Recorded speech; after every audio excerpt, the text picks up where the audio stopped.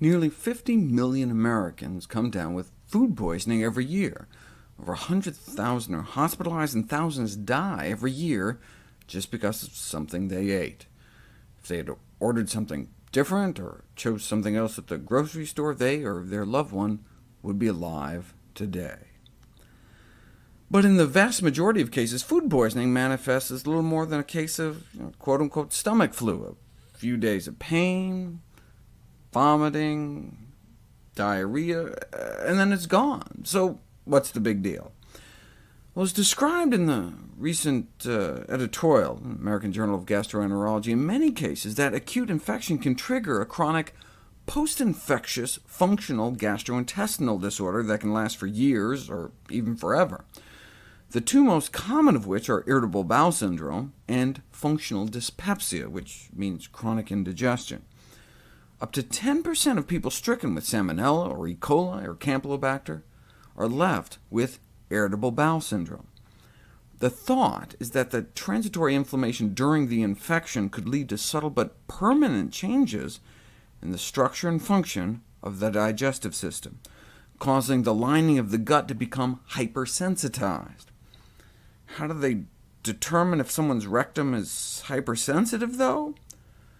Innovative Japanese researchers developed a device to deliver repetitive rectal painful distension, basically a half-quart balloon hooked up to a fancy bicycle pump that was lubricated with olive oil, inserted and inflated until they couldn't stand the pain anymore.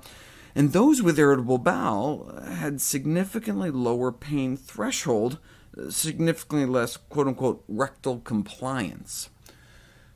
Healthy people felt the pain where you'd expect to feel the pain with effectively a balloon animal in your behind, but many with IBS also experienced abdominal pain with the same procedure, indicating a hypersensitivity of the entire gut wall.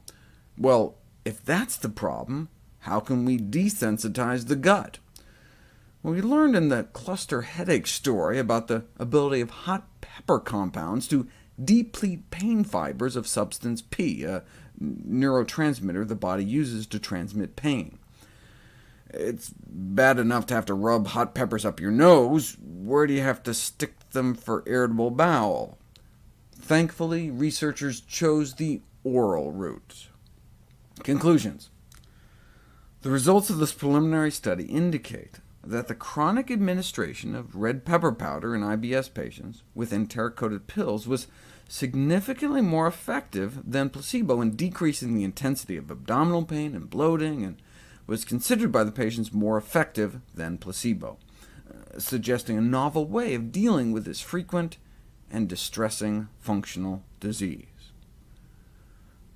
Though after the 48 million cases of annual food poisoning, 10% may end up with IBS, even more may end up with chronic dyspepsia, chronic indigestion.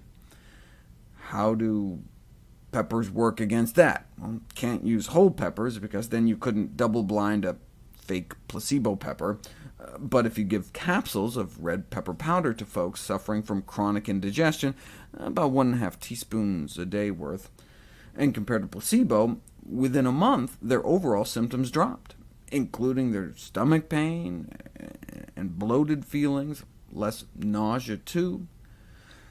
The frequently prescribed drug Propulsid worked almost as good as the red pepper powder, and was considered generally well tolerated. That is, until it killed you. Propulsid was pulled from the market after causing dozens of deaths.